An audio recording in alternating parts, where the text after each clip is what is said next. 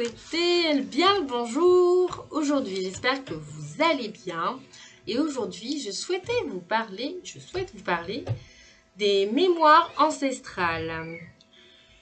Les ancêtres sont porteurs de blessures d'âme. S'ils n'ont pas résolu leurs problèmes dans leur vie, c'est à vous de les résoudre. On appelle ça les mémoires ancestrales. Ce sont en fait qui porte ces mémoires. Généralement, ce sont les enfants. Ça peut être vos parents qui ont porté les mémoires, qui n'ont pas résolu. Donc, du coup, ça revient à vous. Donc, ça peut être des blessures de rejet, des blessures d'abandon encore, des blessures de trahison, d'injustice. Ça peut être des blessures sur l'humiliation. On peut aussi avoir une sorte aussi de déshonneur par rapport à l'argent que, par exemple, un grand-père ou arrière-grand-père a pu porter et du coup que vous portez parce que ça n'a pas été libéré. Ça peut être des viols en fait qu'une grand-mère ou arrière-grand-mère a eu et que du coup vous avez subi et au final c'est à vous de libérer le karma de la famille. Ça peut être de la violence familiale, un papa violent et au final c'était un grand-mère violent. Enfin, la grand-mère a été violentée, donc du coup vous avez subi les violences avec votre ex-compagnon ou votre compagnon. Donc ça peut être des accidents. Des accidents que vous avez pu vivre en fait au cours de votre vie et qu'en fait vous vous rendez compte que dans votre lignée il y a eu des accidents qui sont plus ou moins mortels que la famille a portés. Et en fait, en lecture, quand je fais des soins esséniens, en entretien, je fais toujours en fait le travail sur l'arbre généalogique où on va travailler sur les blessures donc c'est de l'intergénérationnel hein, ou transgénérationnel, je vais dire, les blessures que les grands-parents ou les arrière-grands-parents ont portées. Donc vous avez le viol, vous avez la violence familiale, ça peut être des accidents, la perte d'argent, ça peut être quoi, une grand-mère un peu matriarcale, la mama italienne et qui est trop, qui n'est pas trop dans le féminin et du coup en fait ça bloque dans votre aura, ça bloque votre féminin et en fait on vous demande de travailler sur votre féminin pour être plus aligné en vous.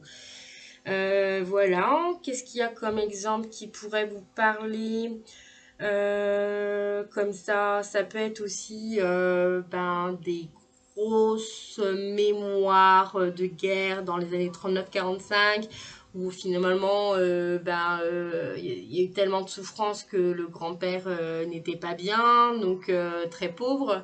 Et au final, quand il est revenu de guerre, il s'est amusé, puis il a commencé à boire. Et donc, il y a un problème d'alcoolisme que du coup, le grand-père a porté, que vous portez, ou que, par exemple, votre fils ou votre, je sais pas, votre père a porté. Et en fait, c'est quelque chose que vous avez en vous. Donc, tout ça, c'est à nettoyer, ça prend du temps. Et l'essentiel d'abord, dans un premier temps, par rapport à vos mémoires ancestrales, c'est d'abord de prendre conscience quelle mémoire je porte ici maintenant. Donc, vous faire la liste. Donc, vous allez prendre votre papier en feuille blanche et vous allez dire, bon bah voilà, ce qui serait intéressant, c'est faire votre arbre généalogique et de vous renseigner qu'est-ce que ma maman a porté, qu'est-ce que mon papa a porté, qu'est-ce que mes grands-parents, mes arrière-grands-parents des deux côtés, si je peux remonter. Et qu'est-ce que moi, de tout ce que j'ai marqué sur mon arbre généalogique comme blessure, en fait, mon père, ma mère, mes arrière-grands-parents, en fait, ils ont porté. Qu'est-ce que, ici, maintenant, en quoi je suis concernée par ces blessures. Voilà. Donc, du coup, ça, c'est une première étape de votre travail. Donc, prendre conscience, noter sur cet arbre généalogique mes blessures. On pourra faire un atelier sur l'arbre généalogique, hein, ça c'est possible. Donc du coup, je vous expliquerai comment moi je travaille. Après, c'est comment s'en libérer. Ça, en fait, d'accord, il y a le constat, j'ai un problème, j'ai besoin de me libérer de, comment dire, de ces mémoires. Et puis, je ne sais pas comment faire. Donc, du coup, déjà, la première chose, c'est le constat. Ensuite, c'est leur donner beaucoup d'amour. Donc, dans un deuxième temps, il faut faire un travail. Ça peut être un travail sur 40 jours, sur j'apporte de l'amour à ces mémoires. Donc, j'écris les mémoires que je porte. Et puis, par exemple, tous les soirs, je mets une petite bougie pour ces mémoires et je médite avec, je prie. Voilà, vous pouvez aussi travailler en système de détachement avec le petit bonhomme allumette, hein, avec cette mémoire, par exemple. Euh, ou parler avec cette mémoire, vous relevez cette mémoire, bon voilà, ici maintenant, c'en est assez, je ne souhaite plus porter ces mémoires, je les remets à l'univers et je remets à ceux qui doivent nettoyer leur mémoire, qui l'en souhaitent ainsi. Donc ça aussi. Après, c'est pas encore suffisant parce que des fois, on se sent coupable en fait des mémoires qui sont là et on se sent dans l'obligation de le porter. Donc ça, c'est propre à chacun de souhaiter, les nettoyer. Aussi, il faut penser que vous êtes peut-être né pour nettoyer aussi la lignée. C'est-à-dire qu'en fait, vous êtes celui de la famille qui va porter les mémoires. Votre soeur ne la porte pas, le frère non plus. Mais vous le portez. Et si vous libérez la lignée de ça, vous allez libérer aussi votre lignée. C'est-à-dire que si vous avez des enfants, en fait, ils ne porteront pas ces mémoires. Donc ça, c'est un plus pour eux aussi. Hein. Du coup, voilà. Une fois que vous avez fait cette prise de conscience, de travail de plaie, de penser votre lignée sur les mémoires ancestrales, il va falloir faire un acte, ok, je coupe. Donc, quand je vous ai dit, s'en est assez, je ne peux plus porter, c'est vraiment dans votre cœur, tout de suite, il va falloir couper. Pour couper avec ça, c'est plus compliqué. Je ne vais pas dire que c'est compliqué. En fait, c'est hyper simple. Simplement, c'est est-ce que vous êtes prêt à vous libérer de ces mémoires. Et j'arrête de culpabiliser par rapport à ça. J'ai mes propres problèmes. Maintenant, je remets à César ce qui est à César. Voilà. Donc, je voulais commencer à parler de justement de ça et je vais ça peut être long hein, le chemin justement de libération ou très simple. Donc je vous propose d'écouter un tout petit extrait, Le chemin de Yannick Noah. Il est long le chemin, oui c'est beau le chemin. Il est long, long, long, il est long le chemin. Mais si beau, beau, il est beau le chemin. Voilà, donc vous avez compris, ça peut être simple comme très compliqué. Et c'est votre prise de conscience et vraiment votre courage d'y aller qui fait que ça changera.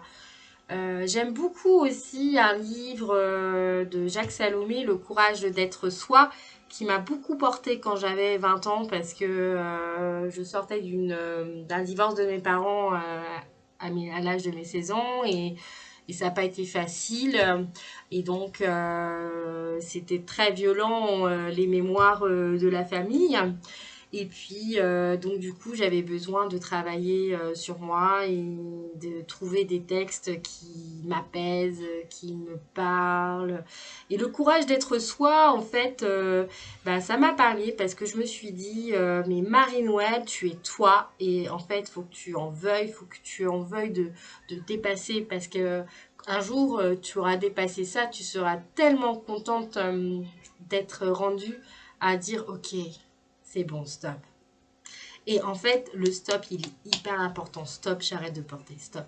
J'arrête de porter les autres, j'arrête de porter mes mémoires ancestrales. Je remets à mes ancêtres et à l'univers tout en lumière mes mémoires. Et c'est dans ce processus-là qu'il va falloir que vous travaillez. Donc aussi, il y a des rituels qui peuvent se faire pour les mémoires ancestrales, pour travailler, pour se libérer. Ce sera un autre sujet d'une vidéo qu'on parlera bientôt. Je penserai à vous de faire un check-up sur les outils pour travailler sur les mémoires ancestrales. Bon, bah sur ce, je vous souhaite une bonne soirée, un bon repas et de belles veillées nocturnes pour passer aux rêves et à la libération dans vos rêves. Bye.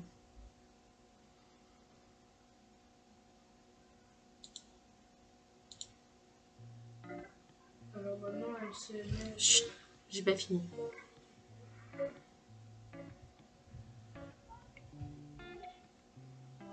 Ferme les yeux, fais le vide. C'est ton souffle qui te guide. À l'intérieur, tout est fluide, fais la paix en toi. Entoure d'une parenthèse tous les tourments qui te pèsent. Dis à tes peurs qu'elles s'apaisent, prends-les dans tes bras. Les couleurs, tu les ressens. Les silences, tu les entends infiniment. Et ton cœur, tu le comprends. C'est fou comme c'est enivrant d'être vivant. Respire.